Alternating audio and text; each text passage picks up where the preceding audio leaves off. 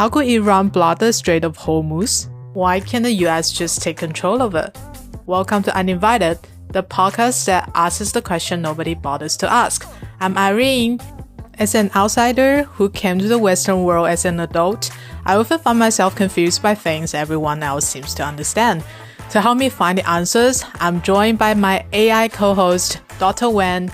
Together, we will try to make sense of a confusing world.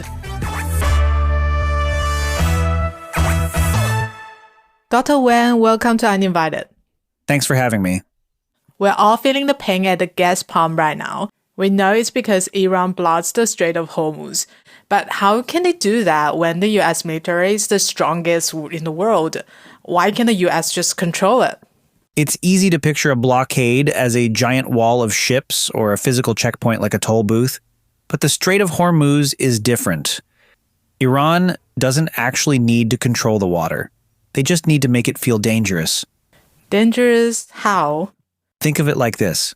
Iran has missiles, hidden mines, and swarms of small, fast boats tucked along 93 miles, about 150 kilometers of the Hormuz coastline. Even the world's greatest navy can't guarantee 100% safety for a slow, massive oil tanker in such a tight space. A mine that costs a few $100s can sink a tanker worth $100 million. So it's a game of nerves, not just missiles. It is, and here's the key. Once the first tanker gets hit, insurance companies freak out. Rates spike, and suddenly no one wants to sail through. Just like that, the strait is blocked. Iran blocks the strait not by being stronger, but by being willing to make things very, very messy.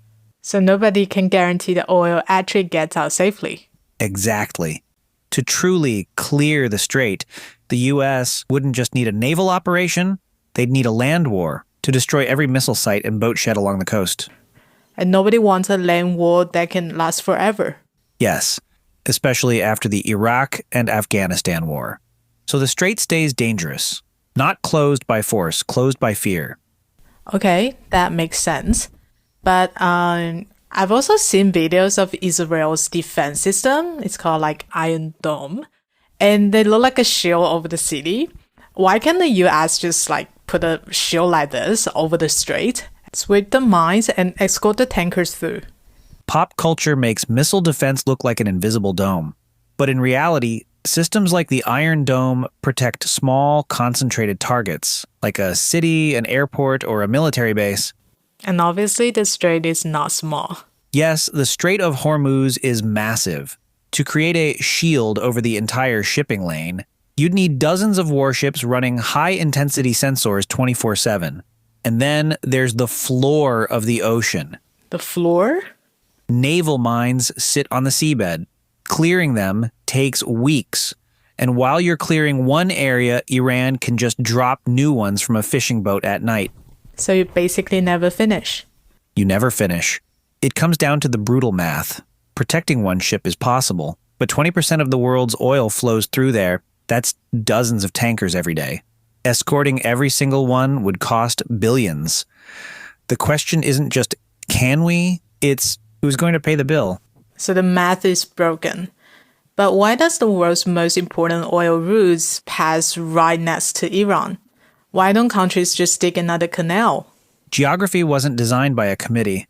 What does that mean? The 5 big oil exporters, Saudi Arabia, Iraq, Kuwait, UAE, Qatar, all have their ports inside the Persian Gulf. Imagine a giant bathtub. The Strait of Hormuz is the only drain. So geography basically trapped the world in a bottleneck. Precisely. Countries have tried building bypass pipelines across the desert, but they are expensive and can only carry a fraction of what a fleet of ships can. So we're stuck with a geographic reality set millions of years ago. But shouldn't the US and Israel have seen this coming? They have the smartest advisors and best intelligence agencies in the world. Why weren't they prepared? They did. The CIA, the Pentagon, Israeli intelligence, they all knew Iran could do this. Satellite photos, war games, everything. So why no plan B? Because they didn't think Iran would. For decades, Iran had backed down. In the 1980s, they tried a tanker war, and the U.S. sank half their navy in one day. Iran learned the lesson. They never tried a tanker war again until now. So the US and Israel's assessment was Iran has the capability, but the probability of actually using it is low. So they underestimated Iran. The US and Israel planned for the war they expected, not the war Iran actually chose to fight. Exactly. And that's the oldest mistake in military history. Okay, that makes sense.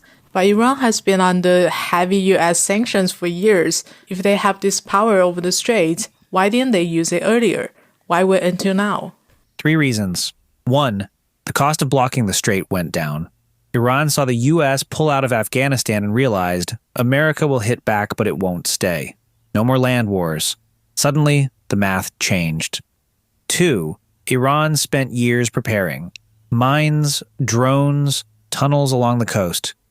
And 3, they needed political cover. Blocking the strait alone is aggression, but doing it after they were bombed first? They can say they're responding, not starting. So cost, preparation, and timing all aligned. Yes, they couldn't have done this in 2015. By 2026, everything was in place. All right, well, before we wrap up, I still have one last question. If the crisis is over, does that mean we can all go back to normal? In terms of the shipping lanes, yes. But in terms of global stability, not even close. Why not? If the ships are moving, isn't the problem solved? Think of it like a piece of glass that's been shattered. You can glue it back together, but the cracks are always going to be there. So the cracks are the new reality. Exactly.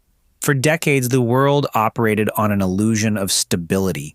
We treated the Strait of Hormuz like a public highway that would always be open.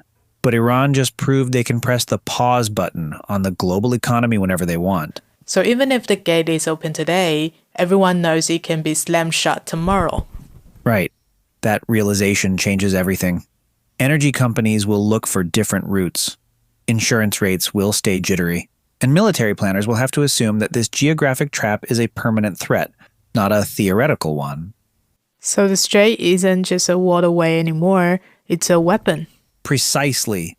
It's a toll booth that may be open today, but the price of passing through just became a lot higher for everyone. That's a lot to take in. Dr. Wen, thank you so much for walking us through all that. Always happy to help. That's all for our very first episode. Thanks for listening. If you enjoyed the show, follow and subscribe. It really helps us get discovered. This episode was produced by Jane Zhao. Next time on Uninvited, why is the moon landing such a big deal right now? Haven't we already done this 50 years ago? See you next time. Uninvited, the podcast that asks the questions nobody bothers to ask.